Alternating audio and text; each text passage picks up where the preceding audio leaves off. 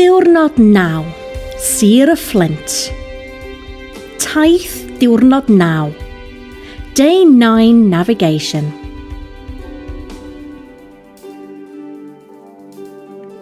Heddiw, da chi'n mynd i Gastell y Flint, Parc Gwepre a Chastell Ewlo. Heddiw byddwch chi'n ymweld â Sir y Flint gan ddechrau yng Nghastell y Flint. Yna ymweld â Pharc Gwepre a Chastell Ewlo. Today you will be visiting Flintshire, starting at Flint Castle, then visiting Wepre Park and Ewlo Castle.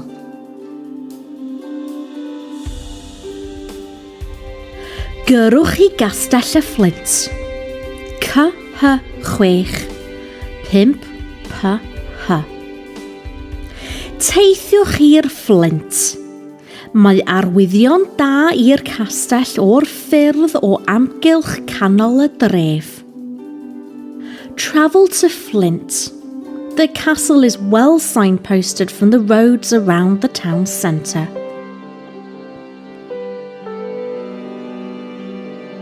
Gyrwch i Gastell y Flint. CH6 5PH. Gyrwch heibio'r castell a pharciwch yn y maes parcio wrth ymyl gorsaf yr RNLI. Drive past the castle and park in the car park next to the RNLI station. Castell y Flint. Archwiliwch y castell a darllenwch yr arwyddion dehongli. Explore the castle and read the interpretation signs.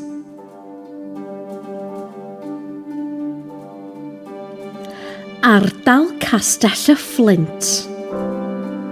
Yn y maes parcio mae arwydd croeso i'r Flint. Mae hyn yn rhoi manylion yr ardal o amgylch y castell. In the car park there is a Welcome to Flint sign. This gives details of the area around the castle. Llwybr Arfordir Cymru. Ewch ychydig i lawr llwybr arfordirol Gogledd Cymru a darllen y stori am Taliesin yn y Mabinogi. Head a little way down the North Wales coastal path and read the story about Taliesin in the Mabinogi. Porthladd y Flint. Cerddwch tuag at Porthladd y Flint. Walk towards Flint Dock. Amser cinio. Llwybr Treftadaeth. Dilynwch y llwybr Treftadaeth i ganol y dref i ddod o hyd i rywle i gael cinio.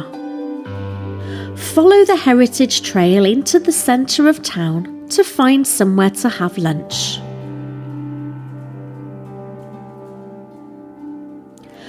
Gyrwch i Barc Gwepra. CH5 4HU. O'r castell, ewch i'r briffordd a throwch i'r chwith tuag at Gei Conna a Shotten. Trowch i ffwrdd o'r ffordd ddeol cyn mynd dros y bont grog. Parhewch ar y ffordd ac wrth y goleuadau traffig trowch i'r dde yn dilyn arwyddion i Barc Gwepre. From the castle, head to the main road and turn left towards Connors Quay and Shotten. Turn off the dual carriageway before going over the suspension bridge. Carry on the road and at the traffic lights, turn right, following signs to Wepre Park. Parc Gwepre. Mae na faes parcio mawr am ddim wrth fynedfa'r parc. Ar ochr chwith bellaf y maes parcio, mae'r llwybr i fyny i'r castell. Mae bwrdd arddangos gyda map o'r parc. Cofiwch dynnu llun o fap y parc i'ch helpu rhag ofn i chi fynd ar goll. There is a large free car park at the entrance to the park. At the far left-hand side of the car park is the path up to the castle. There is a display board with a map of the park. Remember to take a photo of the map of the park to help you in case you get lost.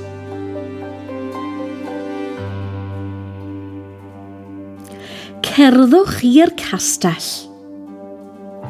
Ewch allan o'r maes parcio ar ochr chwith i barc chwarae y plant a dilynwch yr afon i fyny'r dyffryn.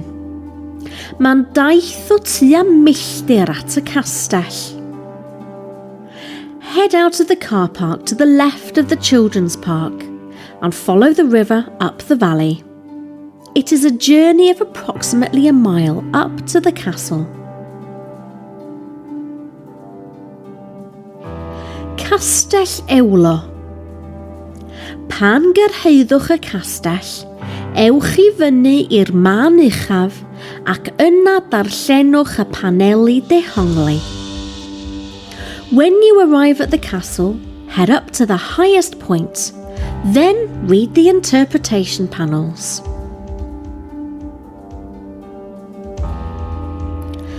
Cerddwch yn ôl i'r maes parcio. Cerddwch o amgylch safle'r castell ac ewch yn ôl tuag at y maes parcio. Ar ôl y creigiau coch, trowch i'r chwith i fyny'r bryn tuag at Wepper Lane. Ychydig cyn gadael ffin y parc, trowch i'r dde i lawr trwy'r coed i'r llyn. Walk round the castle site and head back towards the car park. After the red rocks, turn left up the hill towards Wepper Lane. Just before leaving the park boundary, turn right down through the woods to the lake.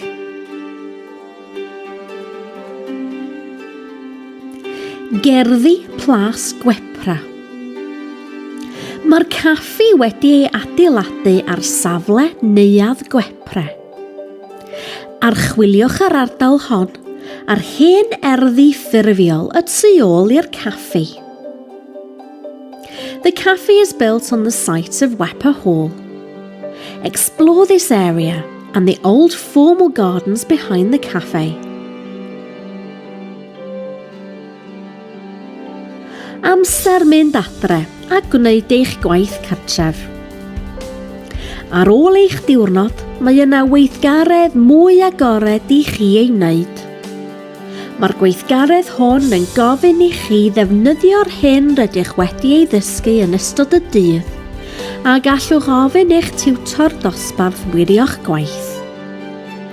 After your day, there is a more open activity for you to do. This activity asks you to use what you have learnt during the day, and you can ask your class tutor to check your work.